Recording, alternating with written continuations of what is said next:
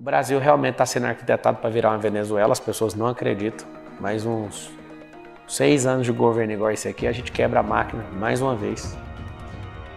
Eu já aprendi que se eu, dentro do processo eleitoral, eu critico uma pessoa, o sistema político aceita. Isso. Acabou a eleição, cala a boca, vai trabalhar. Você vê aquele tiro ali de AR-15, putz, mano, que tiro foi aquele, né? É claramente Deus movendo a cabeça daquele cara. E lembrando que em 2018 o Bolsonaro foi uma faca, né? Então não precisa ser o tiro também, né? Pode.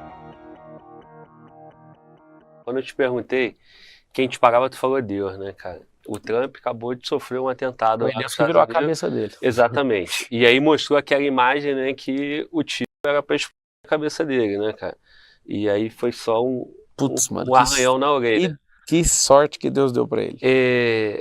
E aí, cara, tu tá pronto pra enfrentar essa batalha aí? Porque assim, quando você falou de subir na comunidade, ainda mais uma comunidade igual São Paulo, que não tem esse padrão ostensivo de traficante armado, igual é Rio de Janeiro, guerra de facção, você pontuou isso muito bem, mas aqui eu acho que o teu risco não é com traficante na comunidade, o teu risco aqui é com o próprio sistema, com quem não quer que você chegue lá.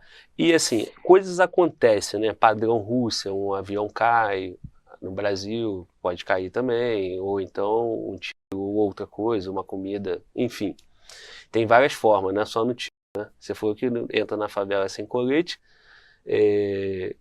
mas o Trump estava de colete e iam explodir a cabeça dele, né? Então tem várias formas, né? Acho que a tua resposta é bem assertiva, porque para todas as formas, né, Deus pode evitar tudo isso. Mas como que você está encarando esse desafio? Você como empresário, como um cara bem-sucedido, com bastante dinheiro, você tem formas mais simples de se blindar do que como você é um político, um cara que incomoda o sistema. Então, por favor. Cara, eu invisto um dinheiro pesado em investigação, em todo tipo de blindagem. Eu prefiro correr o risco do que ser um velho fracassado e podendo ajudar não ter feito isso. O que adianta ser multibilionário e aí você chega na sua velhice e alguém fala, você foi um cuzão porque você não ajudou. O Brasil realmente está sendo arquitetado para virar uma Venezuela, as pessoas não acreditam. Mais uns 6 anos de governo igual esse aqui, a gente quebra a máquina mais uma vez. Eu já aprendi que se eu, dentro do processo eleitoral, eu critico uma pessoa, o sistema político aceita. Isso. Acabou a eleição, cala a boca, vai trabalhar. Fui perseguido, entrei numa lista de gente querendo me destruir. Na hora que eu percebi isso, eu aprendi. Processo eleitoral, fale o que você quiser. Terminou, cala a boca. Vai fazer o que precisa ser feito. Eu tenho diálogo com todo mundo, tem gente que fica com raiva, que eu sento com fulano, sento com ciclano, política é feita de jeito. Eu converso. Então, esse medo de vão te matar, vão isso. Cara, na Bíblia, antes de eu nascer, estava escrito que o diabo veio para matar, roubar e destruir. Quanto mais eu cresci, mais famoso fiquei, mais resultado eu dei, mais poderoso, e mais rico eu fiquei, mais eu tive que aumentar a minha escolta. A gente está no Brasil. Quando eu estou na minha casa nos Estados Unidos, eu fico de boa. Mas quando eu estou aqui, eu também fico, porque aqui tem escolta. É ruim, você tem que andar de carro blindado. São Paulo ficou tão ruim que aqui é a capital mundial do carro blindado. Mas também é a capital mundial dos helicópteros. Cara, eu quero viver uma vida simples, só que isso vai demorar algumas décadas. Quando eu falo vida simples, a vontade que eu tenho é de pegar uma bicicleta e ir para a prefeitura de bicicleta. Isso é um futuro ainda não dá. Porque tem muita gente abalada emocionalmente, muito maluco. Tem gente que acorda, fuma e fala, Deus mandou matar um cara. Então, como é que lida com esse tanto de problema emocional que o nosso povo tem? Não, nessa questão polarizada, né? Onde então, o cara tem que...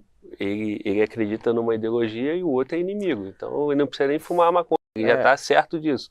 Na verdade eu errei, porque o cara que fuma maconha, ele até desiste, ele fica mais... Fica de boa, né? Ele não vai mexer com isso. Não, mas independente disso, de verdade, cara, eu acordo todo dia e faz. Então muito.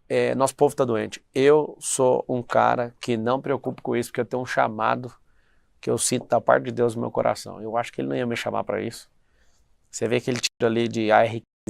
Putz, mano, que tiro foi aquele, né? É claramente Deus movendo a cabeça daquele cara.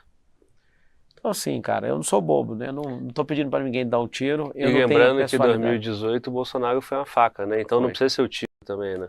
Pode ser. Então, esse padrão, esse perfil de candidato, né? O Bolsonaro no Brasil, o Trump nos Estados Unidos, você tem o mesmo perfil, né? Talvez. Não estou desejando a sua morte, claro que não, né? Não, mas dia todo mundo vai morrer, irmão. Sim, todo o sentido da vida é esse, né? A gente está aqui para sabe que morrer. Eu falo, a minha esposa até não gosta que me vê falando isso, mas eu falo para ela, se for para morrer, que seja hoje. Vou fazer o que com isso?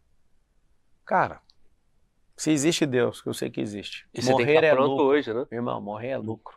Viver é Cristo. Se ele mandou fazer um negócio, eu vou arregar. Se o bônus da vida é a eternidade, para que eu estou preocupado com isso? Agora, não vou deixar de andar com a escolta, não vou deixar de ter tirocínio. Eu sou um cara que não sou policial, mas tem tirocínio. Sim. Eu chego nos lugares, no nosso centro de costa e tal, aquela coisa, sabe? Então, eu realmente fico em paz. Eu acredito que Deus vai mudar a sorte desse país através de São Paulo. Eu acredito nisso. E como eu sinto isso tão forte, inclusive até meu intestino dói, porque eu já sinto a dor meio que de parto de ser o prefeito da cidade, sabe? Eu acordo com isso e falo, mano do céu, que doideira que eu tô arrumando. Mas eu sinto meu coração valente falando, é a hora, vai pra cima, você vai servir esse povo, nós vamos ter a chance de mudar. Então, a morte pra mim é um bônus, cara. Pra quem conhece a eternidade, a morte é um bônus. Claro que eu não tô pedindo dar um tiro aqui, né? Mas eu quero servir. Eu acho que até a pessoa malvada, mais malvada, se ela ficar frente a frente, igual você tá comigo, olhar nos meus olhos, ela vai acreditar no que eu tô falando. Eu quero viver essa realidade, eu quero sentir orgulho de um dia sentar e o cara falar, mano, quando você entrou na política, você promoveu um arrastão. A gente não precisa desmontar o sistema, a gente precisa pôr gente nova no sistema. Eu sou programador de sistema, nós vamos hackear o sistema devagar. Como? Com hábito, com comportamento, com disciplina, colocando gente que é produtiva, colocando gente que dá conta de resolver, empurrar para fora esses caras que quer só ferrar com o povo. No final das contas, irmão, é o povo pelo povo. Se esses caras entenderem o que eu tô fazendo, não tem pra ninguém. Nessa aí tu conquista o público bolsonarista. Uma coisa que eu vi na entrevista sua foi o lance do teleférico, né? Trânsito de São Paulo, que por sinal, eu te falei que eu não quero mais voltar nesse lugar, né, não, cara? Você vai Porque voltar eu fiquei 40 minutos para andar 2 quilômetros, cara, de carro. Então, pô, isso é um absurdo. Eu não sei, eu vi um monte de carrão, eu vi uma Lamborghini, cara, aqui em Alphaville, eu falei, porra, meu irmão, o cara tem uma Lamborghini e tá parado, não anda. Normal. Porra, qual o sentido disso, cara? Como é que resolve isso? E aí você falou do bolsão, do teleférico e tal, e aí também foi um ponto de teleférico, crítica, né? Mas é claro, isso como também é que proposital. Responda isso. Cara, o teleférico não é uma solução de trânsito para a cidade de São Paulo, é de locomoção para as comunidades. Criar centros comunitários onde vai ter turismo, onde vai ter hotelaria, onde vai ter centro esportivo, olímpico, onde vai ter centro de empreendedorismo e ligar à comunidade. Vai resolver o problema de trânsito do povo, que inclusive não vai pagar e vai ser iniciativa privada, subsidiado pelo governo, e quem vai pagar vai ser o turismo, gente que quer ir nesses lugares. E a gente vai fazer isso, que é mais segura a favela do que qualquer outro lugar em São Paulo. Para o trânsito, virar à direita com o trânsito, com o sinaleiro fechado igual nos Estados Unidos, criar uma via expressa na marginal, incentivar e ajudar o governo do estado a terminar o Rodoanel Norte, que tem 44 quilômetros, onde a gente pode desviar todo o tráfego pesado para lá, tráfego pesado de veículos. E não termina por quê? Falta de grana? É um roubo atrás do outro, né? Aí o Tribunal de Contas para, agora está retomando. Isso que eu ia te falar, mudou o governo aqui. O prefeito pode atrapalhar tudo, também pode ajudar. Apesar de ser de outra esfera, a gente tem que ajudar. Tu já conversou com o Tarcísio sobre isso? Sobre isso não, mas sobre outros assuntos sim. Tarcísio é um cara fenomenal para ajudar a gente ter progresso nisso. Um prefeito errado atrapalha a cidade e o estado. Só para você saber, da capital acaba com tudo. Concluir uma ideia de levar o CEAGES para a região norte. Ligar esse cinturão, mas é um problema que resolve a comunidade e não esse grande fluxo de carro na cidade de São Paulo. Levar centros de empreendedorismo, descentralizar. Esse tanto de gente que acorda às 5 horas da manhã, fica 2 horas no ônibus, no metrô, chega no lugar para abrir um computador e entrar na internet. Pelo amor de Deus. Qual que é a lógica da gente arrastar 3,5 milhões de pessoas, como se fosse o país do Uruguai, carregar esses caras para abrir um computador e acessar a internet de outro lugar? Por que a gente não tem isso nas comunidades? Então, assim, nós estamos pedindo pelo futuro. Nós temos 7 milhões de carros na cidade de São Paulo. Então, se a gente centralizar isso e criar esses polos de empreendedorismo, alguém fala, eu sou empreendedor, a produtividade cai. Cai, então nós vamos fazer o seguinte, então a prefeitura vai te incentivar, dando um incentivo fiscal para você contratar mais gente. Agora, qual que é o motivo de não ter oficina de costura? Qual que é o motivo da gente não estar produzindo com pequenos produtores nas comunidades, porque esse tanto de gente sem fazer nada, é muita gente, é milhões, são milhões. Esse tanto de deslocamento de gente, perdendo a qualidade de vida, adoecendo esse povo, fazendo esse povo ficar estressado, sendo que é para entrar dentro de um prédio, para abrir um computador e dava para fazer de casa. Então, tipo, essa solução para mim é a mais poderosa de trânsito. Então, Mas isso aí precisa da iniciativa privada contigo. Né? cara, é a coisa mais boba do mundo. Se tiver um governante de verdade, todo mundo quer ajudar, todo mundo quer entrar. A iniciativa privada precisa ser subsidiada, né? Nós temos 111 bilhões no caixa da Prefeitura de São Paulo. No caixa não, né? No orçamento. Então, se você pegar isso e tiver alguém de verdade fazendo, no primeiro ano meu, tem que cumprir o orçamento do prefeito anterior, né? Que foi aprovado na Câmara. O segundo, terceiro e quarto, é a gente que decide junto. Então, meu irmão, na hora que você vê esse cumprimento e a gente virar esse jogo, poxa, nós vamos dedicar para São Paulo voltar a andar. São Paulo tá parado, não faz sentido nenhum. Então, nós estamos em Alphaville, né, cara? Eu não conhecia aqui, Alphaville é Barueri, né? Barueri é um exemplo desse, né? Que é um centro, aqui foi desenvolvido, tem muita economia aqui, muito poder, tem empresas aqui, inclusive... É uma das cidades mais ricas do Brasil por conta de incentivo fiscal. Exato. Inclusive o Estratégia Concurso, que é nosso patrocinador, nós estamos aqui na sede deles, eles saíram de São Paulo e agora estão aqui. Eu estava em São Paulo agora, vim para fazer um podcast com você. Então assim, as empresas, todo mundo veio para cá por causa de incentivo fiscal. E resumindo, eu cheguei aqui e tá um trânsito fodido. Por quê? É o horário, tá?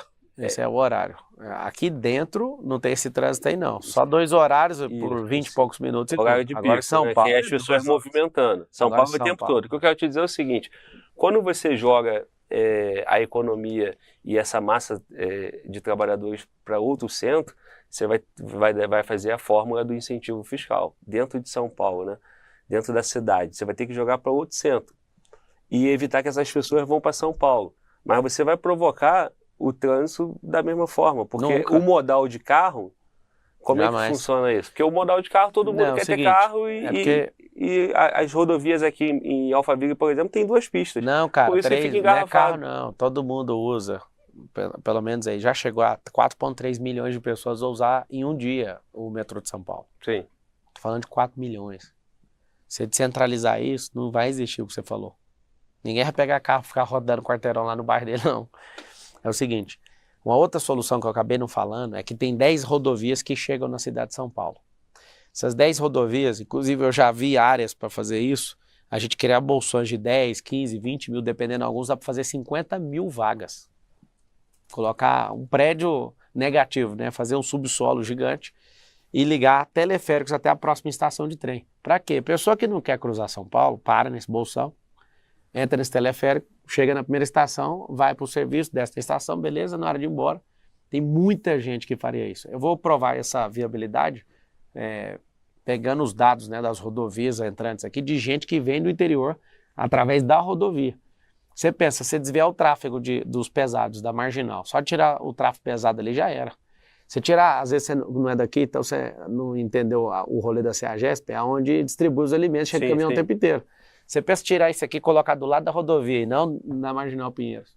Só de cortar esse eixo aqui, ligar o cinturão para a própria comunidade, descentralização do empreendedorismo ali, abrindo oficinas e empresas e um monte de coworking para as pessoas não terem que atravessar a cidade para trabalhar, poxa, mano. Você dá incentivo fiscal para o cara que é pequeno, para ele ir lá e abrir uma empresa na comunidade. Aonde tem os lugares onde tem produzido mais startup hoje no Brasil? Na comunidade.